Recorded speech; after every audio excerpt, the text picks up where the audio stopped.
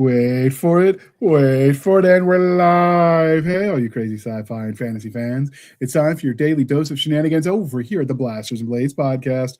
Just a couple of nerdy veterans, a cat, Stabby chaos coordinator, and a chief shenanigator geeking out over our science fiction passions and fantastical fantasies. A place where magic is king, the sky is the limit, and space is the place. We are the podcast that puts the fun in dysfunction. So without further ado, we're going to let our guest, Mr. Jim C. Hines, introduce himself to our listeners and viewers at home. Thank you, JR. My name is Jim Hines. I write books. I've got about 20 of them out now. It's both proud and embarrassing. I've lost track a little. Mostly fantasy. One of the latest ones is Kitemaster, which you've got up on the screen. I so love that cover art. It's beautiful. Just gorgeous. I was a little worried working with a smaller publisher for this one. What are we going to get? And then they send me the artwork and oh my God. Oh yeah. Yeah, they nailed it. But yeah, so that's me. My name is Jim. I write books and I go off on tangents at the drop of a dime. Yeah, I do like, I'm colorblind, so sometimes the art is lost on me, but this one has that kind of whimsical vibe to it that you see with some of the I don't know, like it's kind of got like a Picasso vibe, but less weird with the style of the paint strokes, the way they did it. I really like it. I'm not an artist, so I can't use the right words. People, don't sue me. I'm a writer, and I still don't always use the right words. That's why we revise so many times. But yeah, I really like the way they did the art strokes you can almost see the picture moving, like with the wind, with the effect they did. I really dig it. They really captured the magic and the wind and the sort of dynamic feel to it. So this kind of looks like one of those ones, even if it wasn't a book cover, that you'd have hanging in your art on your wall as just cool art. Mm-hmm. And I like covers like that could double as just, art in your house kind of thing. Sometimes the cover art, it looks at it and it's like, okay, that's cover art. Sometimes the cover art and it's just art. This is the art story. I like that. Normally, we wouldn't talk about the cover art this soon because we would spend the first part getting to know him. But with bandwidth issues, because 'tis the season for storms, nobody is on camera today, as you noticed. So, we put the camera, we instead of looking at a bunch of glowing avatars, we decided to let you look at the pretty picture of the book cover. Yes. So with that out of the way. I will note, I am working on a crochet project, so nobody has to worry. Since last podcast, we determined that if I was ever on camera and not working on a crochet project, it was a call for help. I'm good. I'm crocheting along. I'm almost finished with this thing, so the next time it'll be a different project. All right, move on. Off to the religion questions. Since this is the Blast of the Blaze podcast, we do have to ask the religion question. So, Jem, are you ready for this? I am ready. Hit me. All right. Star Wars, Star Trek, or Firefly? Yes. Yes, and I like it. I love Star Wars for that kid in me that, lightsabers, force, space battles, pew, pew, pew. I love Star Trek because it can be thoughtful and optimistic, and it's just grown so much. Not everything has worked, but there's been so much really great science fiction out of there and great discussions and ideas. And Firefly, I have issues with Joss Whedon, but the show itself I really liked. I loved the banter. I loved that blend of humor and serious that it does so well. And the characters they really got to me. Yeah. So yes, all of the above for that one. Okay. And because we are polytheistic here at the Blasters and Blades podcast, Game of Thrones, The Wheel of Time, or Chronicles of Narnia? The fact that Lord of the Rings is not a part of that question makes me really question doing this podcast. Okay, it used to be, but the problem is that absolutely everybody said Lord of the Rings all the time.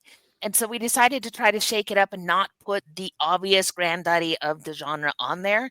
And now everybody asks us why it's not on there. So we ought to put, some kind of parentheses in there that acknowledges that we all know that Lord of the Rings is the awesome sauce, but we're trying to branch out as people. I'm going to stick as a fundamentalist on this one. Fantastic. Of all of those, yeah, I'm sticking with my hobbits. Okay. God, I love the hobbits. You can't go wrong with Tolkien. So, okay. And one of the crying shames of adulthood is that we stop asking each other the important question. And thanks to the generosity of our sponsors, we are bringing that back. And I'm going to ask you, sir, what is your favorite dinosaur? I'm going to go with the T-Rex. Again, going kind of traditionalist here. Both the fluffy feathered version and the robot Grimlock Transformer version. He mentioned the Transformers. He can stay. The murder chickens are cool too. No, I just love the idea of T-Rex being fluffy. And some of his last words were like, "Oh, here, let me pet you." It's true. Human beings do that. There's a funny video going around, and I only watch it because I've been looking for homestead land in the mountains, so I'm watching lots of videos from around. And this guy I've watched some of his other content, and he owns an Airbnb out there, or I guess it's probably more of a bed and breakfast than an Airbnb. And this lady from New York-ish accent, I'm not great at picking out Yankee accents, but she has this really thick kind of up there accent. And she's walking around the car on the home security camera. And she's like, "Here, kitty, kitty, kitty." And just as she turns the corner and you hear a shot going off and you realize she's reaching out to pet a mountain lion that was about to eat her. And if that homeowner hadn't been there with his shotgun shooting at this thing to make it leave, she'd have been lunch. Because she saw a kitty and she wanted to pet it. Now, she's not fully wrong. I would like to pet it, but I do come with a very well-developed sense of don't pet things that will eat you. A friend of the show, Rick Partlow, goes out regularly to nature, to photograph nature. That's his hobby, is nature photography. And he always tells me about the people out in Yellowstone who try to go out and pet the moose. And often, moose are big and they can hurt you. Like dinosaurs. Right? Mm-hmm. So I get it. There are weird people all over who just don't have any respect for Mother Nature. So I can't talk too much. My wife took me down to Florida last year for the first time. I had never been. And, I like photography. So one of the things I wanted to do while I was down there is wait a minute, you've got gators just hanging out in the rivers? I want to go see some. I want to get some pictures. And we went for a walk at a golf course, and there was one on the far side of the pond. It's like, oh, this is a little far. I want to go around to the other side and see if I can get a better angle. And we go around, and I can't find it. And we reach a point where my wife is saying, "Jim, stop! You can't find it. It's time to give up." Obviously, I'm still here. But this is why women live longer than men. It really, in this case, yes. There was a sudden and very loud splash that was much closer than I thought it would be. And thankfully, the gator was saying, "Nope, I'm not going to eat this one." He's a writer, probably not much muscle and meat on him anyway. But yeah, that was in Florida. There's a croc rolling around there with a butcher knife in its head. That's just someone stabbed it and then it healed around it. And so you see it floating around periodically, and people take pictures. And then, of course, the caption is, "Whoever pulls the sword from the stone is the new one and proper king of Florida." Yep. Oh dear. The sad thing is there are people that might try, and maybe I would too if I could get close enough. Yeah, I mean, from a distance, I can laugh at these people, and if I was there would be a part of me going, "Oh, you can do it. Just you're quick. You'll be fine." I've seen Steve Irwin. If I just get on the back of it fast enough, not that fast. Really, how strong can those jaws be? Wasn't that old saying, "The most dangerous thing for old men is thinking they're still young men"? So yeah, I feel you. All right, so we try to be civilized human beings here at the Blasters and Blades podcast. We are no longer knuckle dragging troglodytes. So, coffee or tea, and how do you take it? I generally stick with diet soda. Okay. I do prep my wife's coffee almost every night because, I'm a good husband and she takes it just straight black. But yeah, me, my Coke Zero and my Diet Dr. Pepper, and I'm good. You just see, he's understand my for life. friend. He gets to stay forever. Dr. Pepper or making coffee? Dr. Dr. Pepper. Pepper. Okay. I mean, I do totally approve of the you make coffee for your wife thing. That also gets you major points in my book. And anybody who takes care of their significant other that way makes me happy. But I am the show's Diet Dr. Pepper crazed fan, and I take a lot of crap for it. And so I'm just so happy to find somebody else who understands that it's the one true soda. So the history of most carbonated beverages. At one point in time, snake oil salesmen sold them as medicines. So there's a guy that I work out with at the gym. I don't work out with him, but he works out around the same time as me at the same gym. Has a Make Snake Oil Salesman Great Again, and it's got a logo of Dr. Pepper on it. Yeah, leave my Dr. Pepper alone, man. If I was going to do a shirt like that, I'd go for Coke and we'd put the cocaine back in it. But that's exactly where my brain went. Right? If we're going to do this, let's do it right. All right. So obviously we're here talking about we're going to talk about your book because you wrote a book, but you don't start off and saying, hey, I'm going to write a book in speculative fiction if I don't like speculative fiction. So how did you discover your love of all things cool and awesome? Oh boy. I've been reading pretty much as long as I can remember. My mother made sure of it because at the time she worked midnight, so she was home with us during the day. And the way she explains it is the quicker she could get us reading, the sooner she could just put us down with a book and get the heck away from us and take a break. So even elementary school, I was reading Chronicles of Narnia, Wrinkle in Time, The Little Prince, although I was young enough, I just thought it was weird. And something about it always hooked me. The magic, the possibility, the wonder, the what if,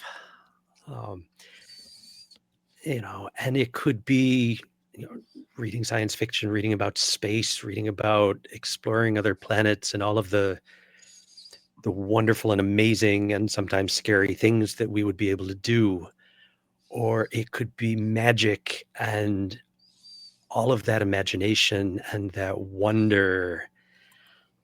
And it grabbed hold. It never let go. I went through a phase where I was reading nothing but Star Trek tie-ins.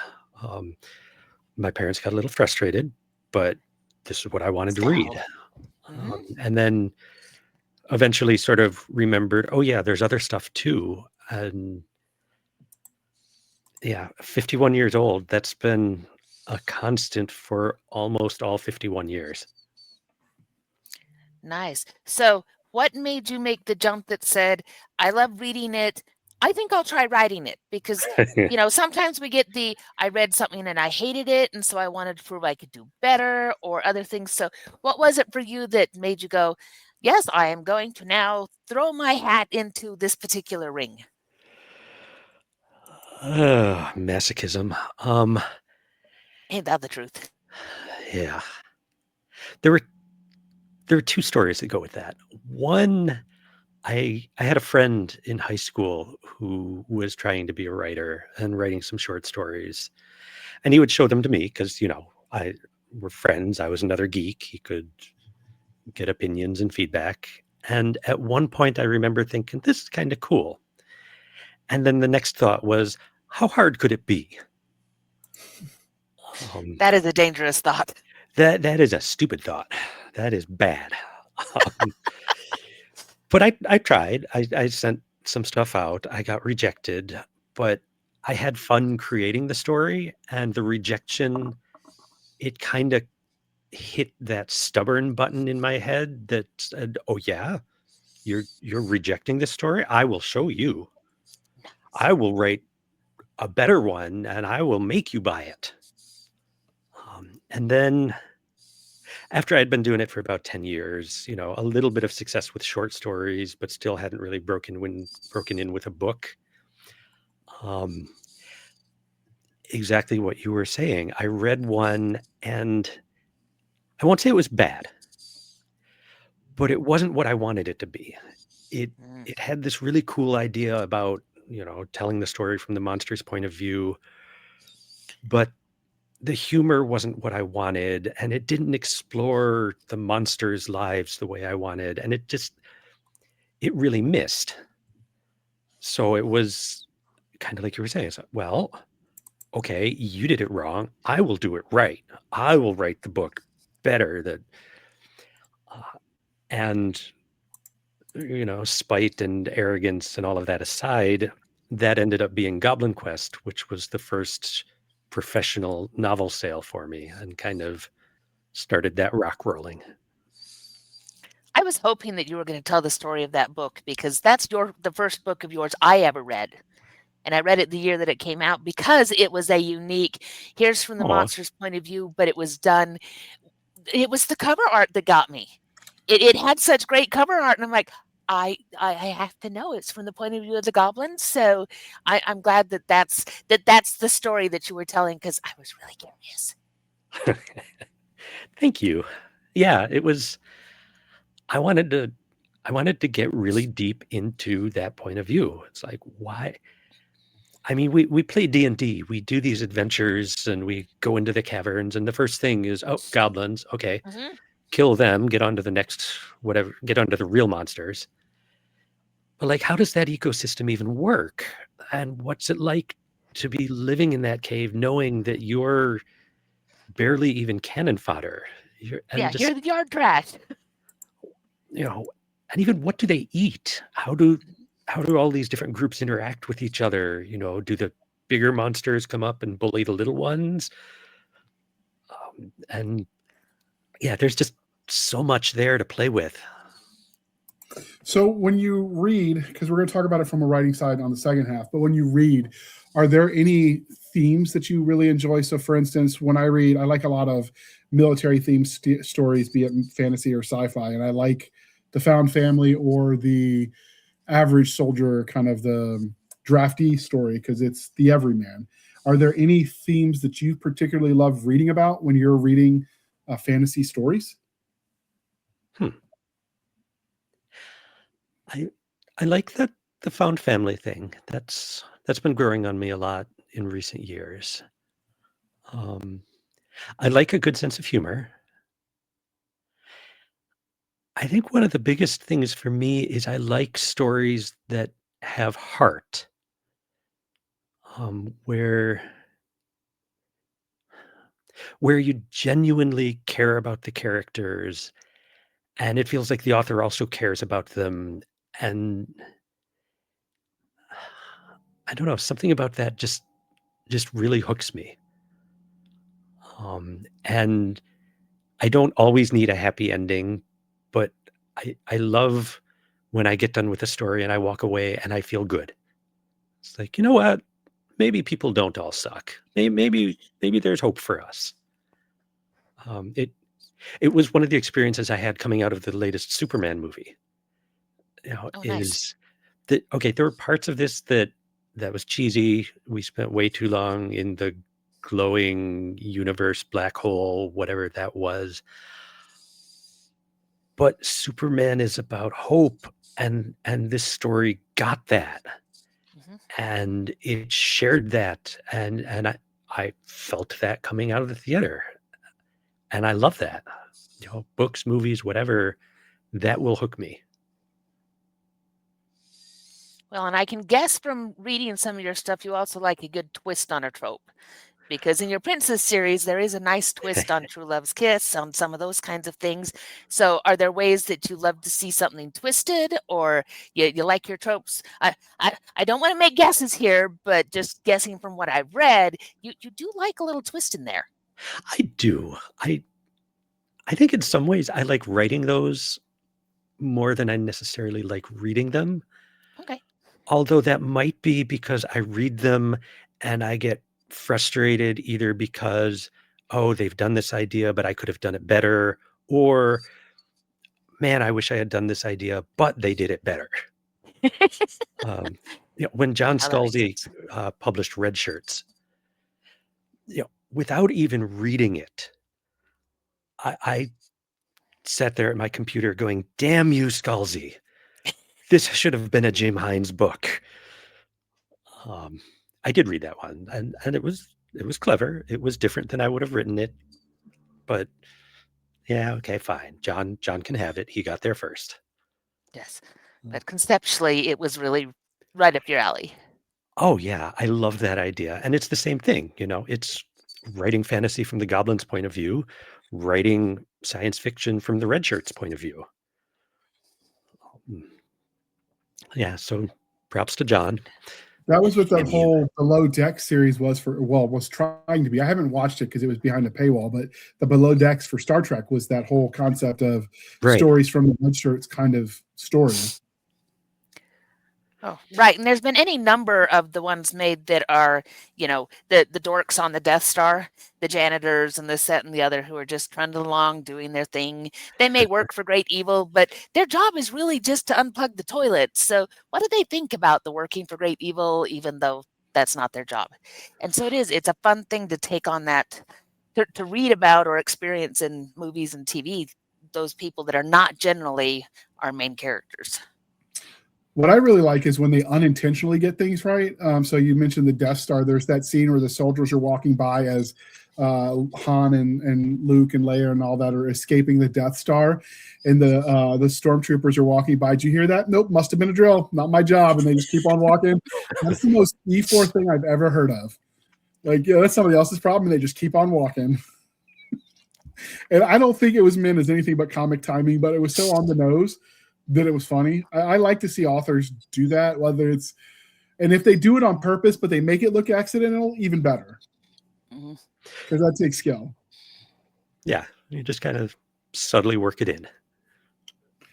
Yeah, when I'm reading, I don't like jokes and humor that hit you over the head, that kind of call attention to themselves. But yeah, moments like that where it fits and it's funny, and if you're familiar with that sort of environment, it's got a whole other level of truth to it. That was perfect. So I noticed on your website when we were doing this show note prep that you're kind of all over the place, not just in genre, but in age range for your target audience. Do you have a preference in what you both read and what you produce, generically speaking? Like, do you like writing the middle grade, the really young stuff, the YA, the adult? Like, do you have a preference? I like writing things that I enjoy. Okay. And honestly, sometimes that's middle grade, sometimes it's more adult stuff. I would love to do more middle grade. I love the humor. I love that younger voice. And there's a bit more. You can be more honest about we're going on an adventure and having fun. You don't have to pretend to be all world weary and literary and adult. And here are our messages and themes. It's like, you know what? These are 12-year-olds. We're going straight to the nose-picking jokes and the blowing things up with magic. And absolutely, reading middle grade can be such a relief. And I'm probably doing a disservice to middle grade because, like, the first one that I think of that I've read recently was Jen Reese. She wrote one called Puzzle Heart, and it's got some deep stuff going on. Some messed up family dynamics, some sort of abusive generational trauma. But at the same time, it's a house that makes its own puzzles, and it's almost like being on Magic American Ninja Warrior and nice, doing quests from room to room, and it's just fun in a way that I think adult literature would look at and say, No, that's a little too silly, or that's a little too over the top, or whatever. And middle grade, you have that freedom to, nope, I'm going over the top because it's awesome. Yeah, that rule of cool is kind of a big Yes. thing for middle grade. And the thing is, I think sometimes as grown-ups, I want to just read rule of cool too. Even in my grown-up books, I just wanted to go for the silly. And sometimes finding that in a grown-up book tells me, okay, this is an author who has read a lot and who knows that in our heart of hearts, we all still laugh at a good nose-picking joke. I'm a mom. I'm not supposed to, tell people this, and I'm a grandma, and I've got a grandson who's continually with the nose picking, and so I'm supposed to think it's disgusting. It's like it is, but also that there really is something kind of funny about it. Yeah, I admit it. It's fine. It can be disgusting and funny at the same time. Exactly. It's gross funny. Yeah. So yeah, I've been kind of fortunate in just being able to write what I want for the most part. I would love to do more middle grade, but the publishers pay me more for the adult stuff. So, but yeah, in terms of reading, I'll bounce back and forth too. I'll be one day, reading The Expanse and this sort of hardcore science fiction. The next day, quirky, funny urban fantasy, and then after that, Greg Van Eekhout's latest mystery, latest middle grade, because Greg is another one who writes really fun middle grade. And I just want to read about cool robots or dogs in space or whatever. Okay. Well, we're going to pause for a moment because this is a horrible segue, but I really want to talk about the book whose cover I've been staring at for the last 26 minutes. So we're going to pause for a moment while we shamelessly shill for the woman this time, and then we're going to dive right in to talk about this book. So we're going to roll that beautiful footage. Hey there, this is author Katie Cross. I'm coming at you with an offer for a best-selling fantasy audiobook titled Flame, and it's totally for free. Here's a little bit more about it. Dragon servants Sana and Isadora Spence live deep in Leadham Wood, where persnickety dragons and wars on the borders are the least of their worries. Thanks to years of simmering tension, the hidden village is destined to crack, and soon. Sana's deep love for the giant beast causes her to make an irreversible mistake, while Isadora's disinterest in the dragons leads her to a fateful decision that will change the course of the entire world. Can the sisters prevent everything they know from falling apart? Or do they allow it to break and pave the way for new growth? Join the beloved sister witches in Flame, the first book in the Dragon Master trilogy. Just go to www.katiecrossbooks.com/flame-audiobook to get your free copy today. All right. Thank you for sticking with us through that commercial interlude. So just for the clarification, the free part is only on her website. Link will be in the show notes. If you go to Audible, Amazon, Barnes & Noble, any of the other sites, totally not free. You're going to have to pay for it there. But if you go to her website, it is free. But she's a good crack dealer because the first hit's free. Book 2 is not. But it's totally worth it. It's a great series. And you can listen to it with your family. It is family friendly. Nothing in there that will leave you having to explain anything to your kiddos.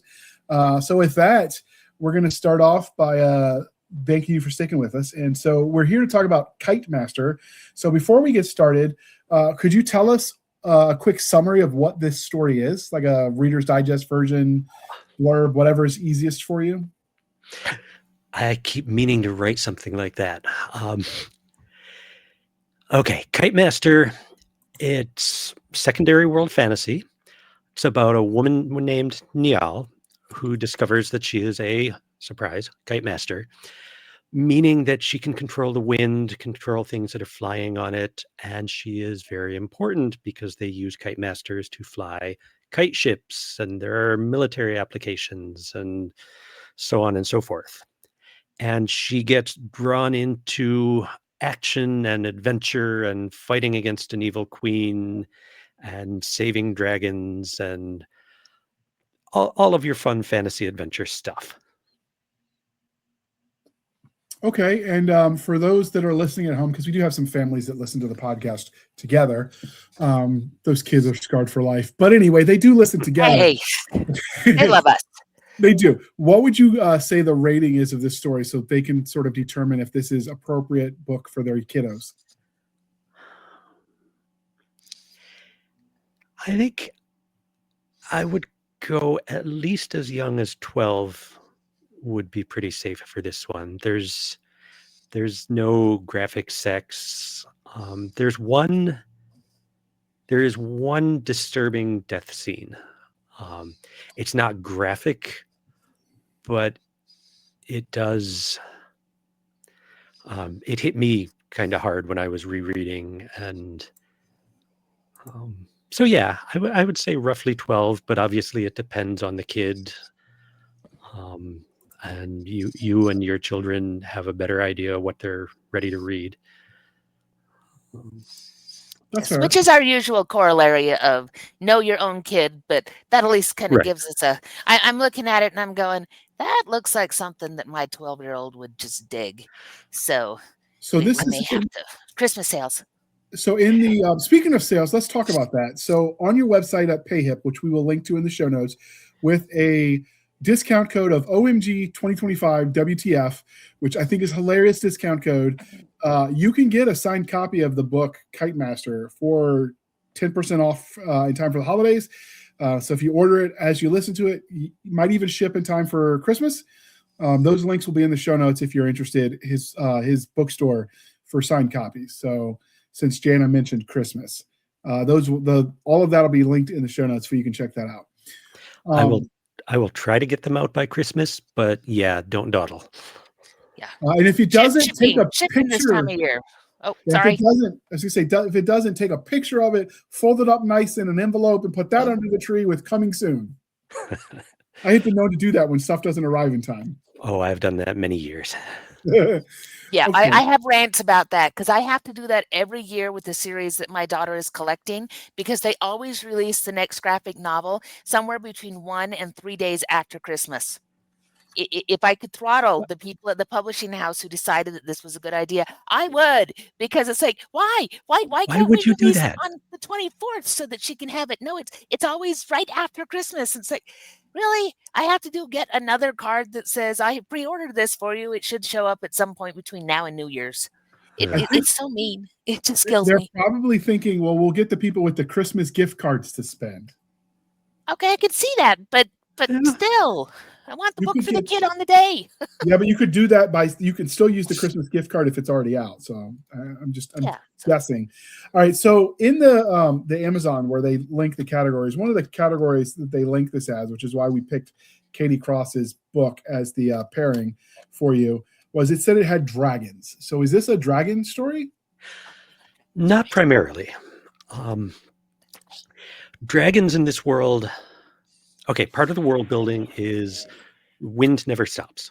Wind is sort of the basis for a lot of cultural development, a lot of the magic, and that extends to the sky.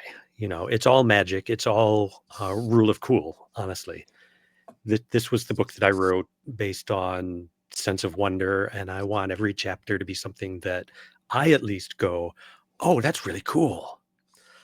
So like the stars, it's not just your standard stars kind of rotating through the sky each night. They flow like a river. And some nights the stars are blowing really fast and it's this narrow river of stars that's really bright in the center. Other nights it's kind of lazy and slow and wider, and maybe you have a few stars spinning off the edges. And every once in a while, one of the stars starts to fall. And that's when the dragons, who also live up there, go after the star and break it up and eat it. Nice. And there's a scene where Niall, the protagonist on the cover, is up in a kite ship for the first time, and they're flying at night, and she's got a spyglass, and she's watching as this star starts to fall and seeing these dragons that, I mean, they're up among the stars, so they look like little eyelash-sized shadows but she can still see them. And just knowing these things, they could be a mile long, and they're attacking the star and seeing it break apart. And it was such a fun scene to write because it had that sense of wonder, and you get her awe at being up and about, even in the midst of war and grief. She was widowed a year ago. She's dealing with that, but she gets this moment of seeing something amazing. So yeah, the dragons are not necessarily central. They do play a role. They do pop up again after that. But they are definitely awesome in the original sense. That, yeah, just inspiring awe and amazement and wonder. So you mentioned that she's widowed. Do we get a romance or a hint of romance later, or is this something that she's working through? That I'm reading the Amazon copy, and so we get Captain Wolf. We have a couple of possibilities here. Is that a thing that it's building towards, or again, as I think about my 12-year-old daughter, who does love a little bit of a sprinkling of romance in her fantasy? Is that going to appeal to that crowd, or is that something that's not for this book? Either is good. I didn't go the romance route in this one. This was partly dealing with the grief, dealing with, it's been 1 year. How do I rebuild my life? How, you've gotten past the initial wave, but, and aspects of this were fairly personal. My first wife died in 2019 when I was in the midst of writing an early draft of this book. And so that grief and recovery process became a lot more central. So it's it's healing. It's reconnecting. Oh, nice. I like that. And I think at the end of the book, she's at a place where if I ever write a sequel, that would be an option. But for this book, she's not quite there yet. Well, I like that. I like that you're giving that time for it. Because that's something so many people experience with grief, and books are a good place to deal with some of those kinds of things. So, all right, go JR.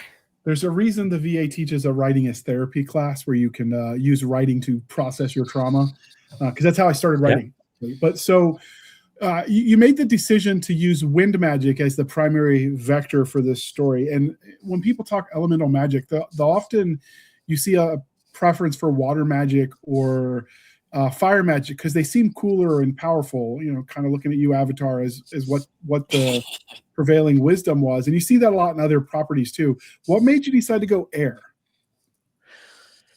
That started because of a Roger Zelazny book. Years and years and years ago, and I was reading it, and there was this little throwaway line where the characters were flying fighting kites, which, if you're not familiar, you kind of coat the line of your kite in glue and broken glass, and then your job is to cut the line of the other kites. And I got caught up in this image and this idea of battling kites. And from there, wrote a few short stories about kites. And from there, kind of expanded it to wind in general. And could you fly people on these kites? And what else could you do? And I think I went with wind for the book length, for Kitemaster, because there's so much you can do with it. There is so much imagination and potential there. Yes, there's the kite ships are an obvious one. Flying people on scout kites. They've got sort of a culture where kites play a significant role. When someone dies, you fly their spirit kite, and that sort of literally, maybe not, maybe more so, flies their spirit up past the night river, past the stars, to where they go on to whatever comes next. So yeah, I went with wind because it seemed like there was so much I could do with it. There was a lot of potential. So I will say, since you mentioned you started with short stories for the concept, one of the short stories, still titled Kitemaster, that seems like it was the progenitor for this novel. Yep. It's still available on Bane's website if you want to check that out for free. It's up there, dear listener. That's a good reason to use wind. Now, do you lean into some of the, because when I think airships, I tend to think steampunk. So do your airships have a steampunk vibe, or does it still go with the kind of the Age of Sail? Not really. It's closer to Age of Sail. I spent a lot of time kind of drawing out, how would this even work? How could you use kites to propel a ship? And came to the conclusion that, okay, really you couldn't, but that's why we have magic. Mhm. And Magic that's why wins. you need a kite master on your ship, because they have to manipulate the pull and the drag and sort of balance those out to keep you in the air and moving in the direction you want to go and not just ripped apart. But yeah, it's very much treated more like an Age of Sail thing, with different people assigned to different sails and different kites, and captain out there yelling, okay, trim the forekite, and you lengthen the line on the aft kite, and So all of that good stuff. for weapons, did you keep with the fantasy sword, shield, bow and arrow, or did you bring in gunpowder to this? There's no gunpowder. One thing you can do with a kite ship is build sort of like oil bombs that you can just toss over the Drop off. side. So you can do air raids and some really nasty bombing runs. Kite masters, being able to control the wind and control things that fly, you can power up some bows and arrows and catapults and things like that too. I was going to ask, do you even need gunpowder if you've got magic to propel it through the air? I'm sure there are people who would love the gunpowder still. Yeah. And not everybody has their own kite master. So that would be really useful if you're dealing with bad guys who have recruited a few kite masters. And so how rare is the magic?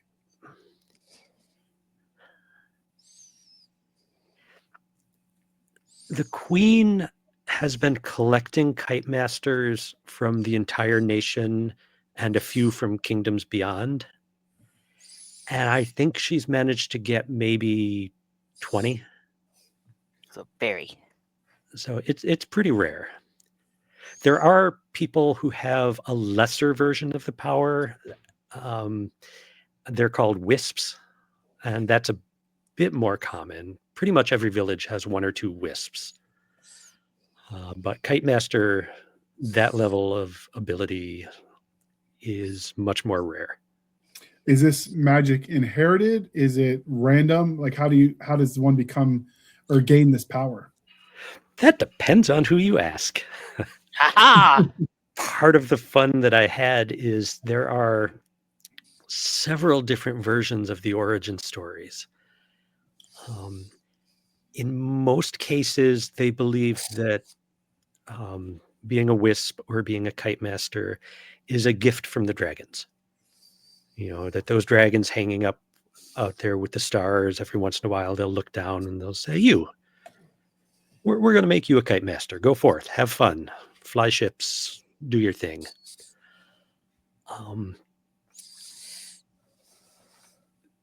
Then later on, there's an account that says, no, the first kite masters were given that power by a dragon. It was a much more selfish move on the dragon's part. And since then, it's just kind of random.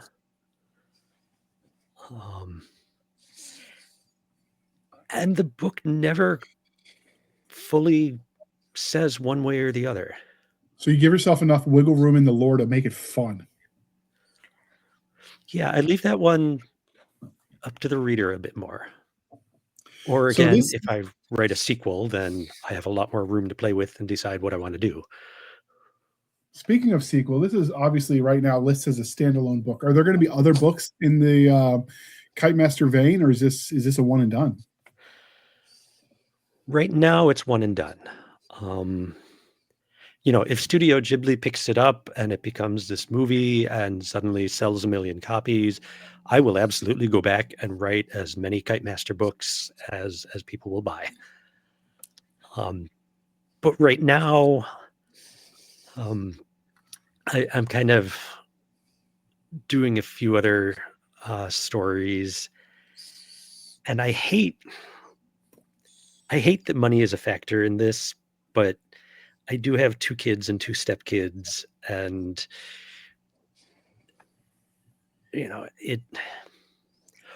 writing, Orcus has to get paid. I get it. yeah. Like in this case, Kitemaster, I am thrilled with Kitemaster with the book, but writing the next book, Slayers of Old, paid better. So that's the direction I've got to lean toward, or at least factor into the decisions. These are rational decisions. We want our authors to have bread on the table. So before JR goes on, though, I have a very important question that about 7-year-old me really wants to know.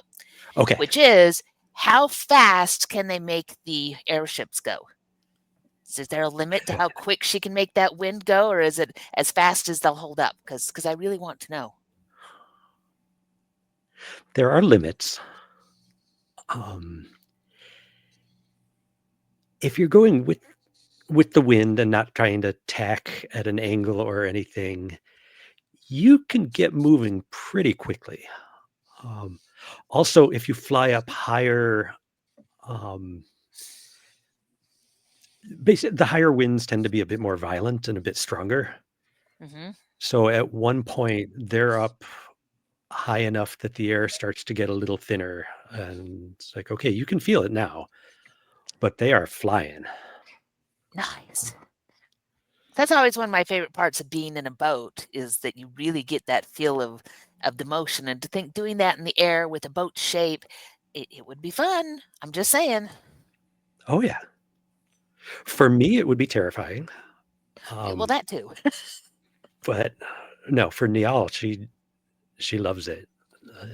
She's up there. Where has this been all my life? I am home. So obviously Niall is the main character. Are there any secondary characters that you especially liked writing about in this book? Oh yes. I liked all of them, which I know is the cheap cheating answer, but like the Kitemaster that Niall gets apprenticed to is named Sharat, and he's this big, gruff sort of. I mean, you can almost picture, it's like, oh yeah, this is a guy who's worked on a flying ship for a long time, and he's put up with a lot of crap, and he's Captain Wolf is this physically little but personality and strength of will huge, rebellious, independent, axe wielding badass. Nice. It's just fun. They've got there's a race called Moknan, and they're vaguely monkey-like humanoid, and there's one named Zhao who is he's the trickster character, and he's insane. He's climbing up the lines. He climbs up the kite line while they're in the air and hangs upside down to shoot his bow and arrow at a pursuing ship. And he's just fun and blunt and tactless and openly loving. I mean, not in a sexual way, but just in a, okay, you are my friend now, and that means your family is my friend now, and you are all wonderful, and here, I stole this thing for you because you're my friend. And Niall is just going, wait, who are you again? What? When did we become best friends? Okay. Right now. Yeah, I love the characters in this one. Prince Vikan is he's coded as autistic or neurodivergent. He's a bit messed up because his mom is a villain and because there's been some tragedy there. But Vikan and Niall and Zhao, the three of them, they need each other. They find each other, and it's that found family stuff that we were talking about earlier in the show. It's each one of them, is wounded, and in each other, they're finding this weird, quirky, good-hearted person that, yes, that I needed that. So yes, I loved all of the characters in this one. Oh, and her kite. She has the spirit kite of her grandmother flies down in like the first chapter or so to be sort of her companion. And it's her grandmother both as an old woman, but also as a young girl and everything in between. So she's talking with her grandmother, but sometimes her grandmother is a smartass or is really obnoxious, or just you're getting the full experience of this person, not just who she was in her last days. That's a unique creative decision. What made you decide to go there? Well, I knew I wanted the kite that she could talk to and sort of control, and the kite can fly around on its own a little bit, which is helpful. And I was thinking of these spirit kites that got me thinking to what does it mean at the end of your life if there were something to live on? What would that be?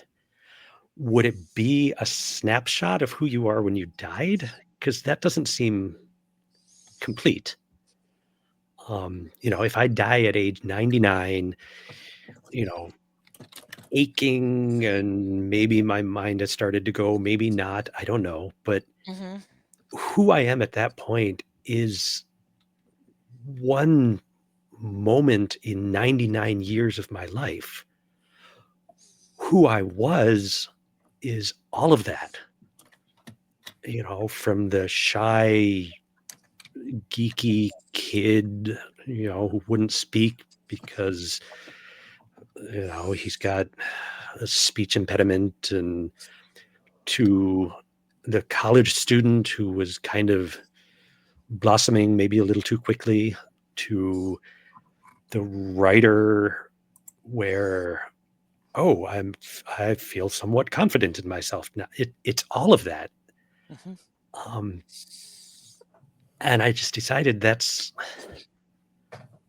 I don't know what happens after death, but that's what I want. I want, if we live beyond, I want it to be the full person. All of us, all of that history and all of that growth and all of that excitement. So yeah, that was again just me kind of wondering what would be cool, what do I think would be really powerful and, well, honestly, good.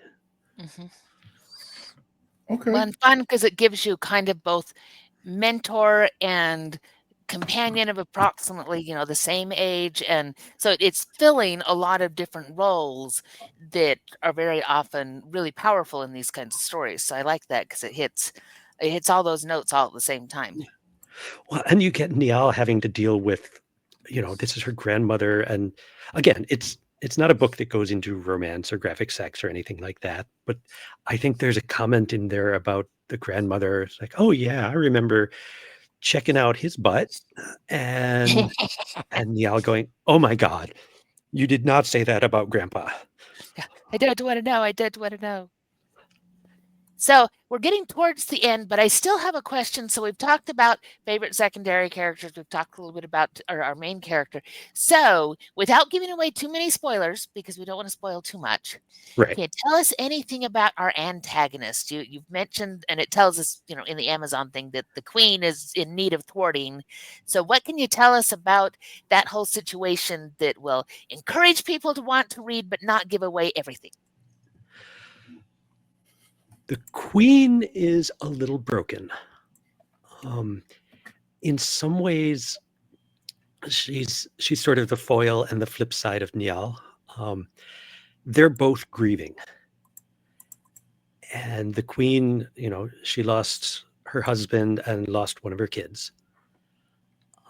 And she couldn't move on. She couldn't let go.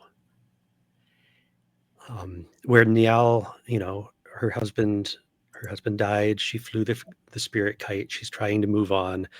The queen kept the spirit kites. She's got them as almost imprisoned kites that she keeps because she is so desperate to control everything now. It's like, no, I can't lose anymore. And the way we're going to do that is I'm going to lock everything down. I'm taking everything. I will, we had this conflict with the North. I will eliminate the North. And then there will be no more conflicts and no more threats. And so on some messed up level, I could almost see, I could almost understand the motivation and get where she was coming from. And it's evil and wrong, and she goes way too far and does some very unforgivable stuff.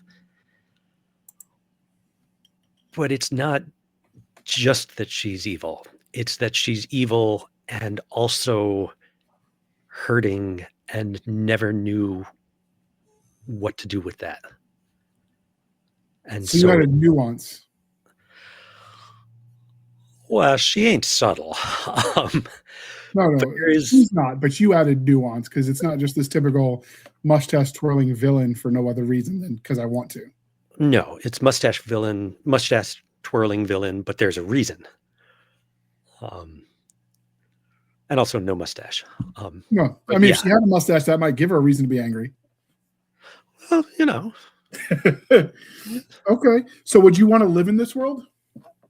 The world of Kitemaster? Assuming you could take your family with you? Assuming I could fix the diabetes and stuff that, it's one of those that I always have to remember is, man, it would be so cool to go into one of these fantasy worlds.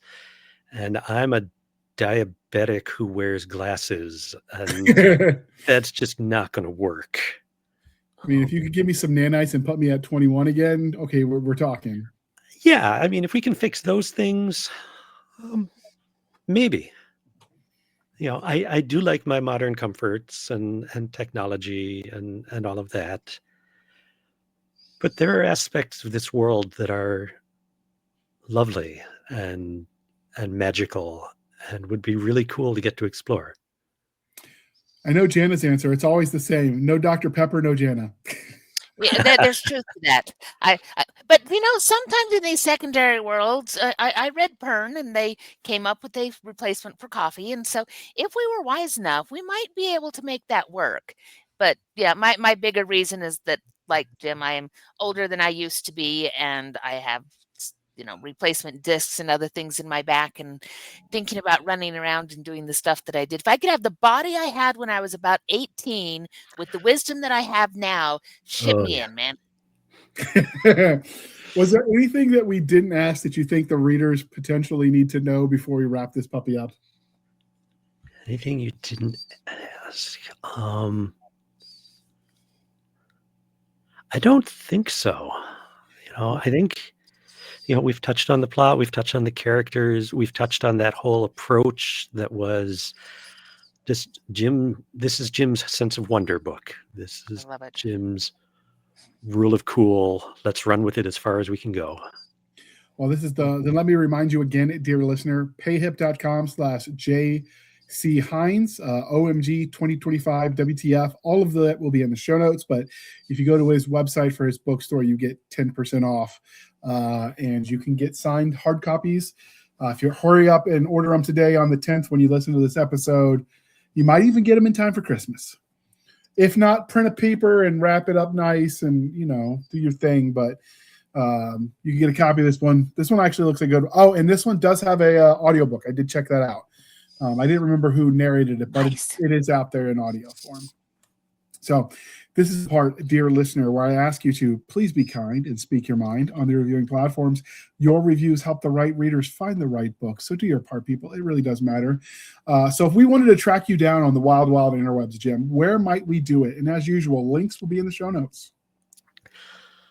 You can always go to jimchines.com. That's my website, so everything links from there. And then up at the top, you'll find links to Facebook and Blue Sky, where I tend to be most active. I'm on Instagram and Tumblr sometimes. I've got a Goodreads page.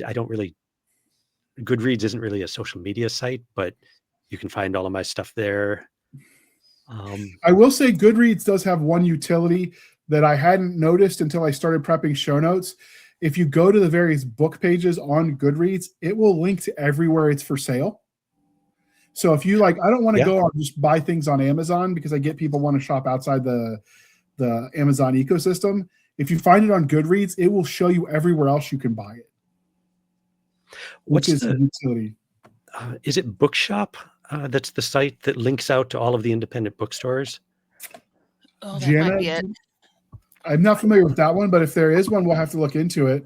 Because we try to do awareness kind of podcast episodes on that kind of stuff too, for people to hunt for independent content. We've talked about Book Cave, which is an aggregate library database, I guess. So if there's another one out there, we'll interview them too. Yes. Bookshop.org. Yeah, Okay. I'm seeing it the same place. It looks very cool, and I haven't been here before. Oh, you've given me a new passion. Yay! Excellent. I will link that Go to forth show and notes, buy dear more listener. books. And if nothing else, it will help you find independent bookstores. So that's always cool too. So there's more than just Barnes & Noble and Books A Million. Wait, are Books A Million still around? I believe so. All right, perfect.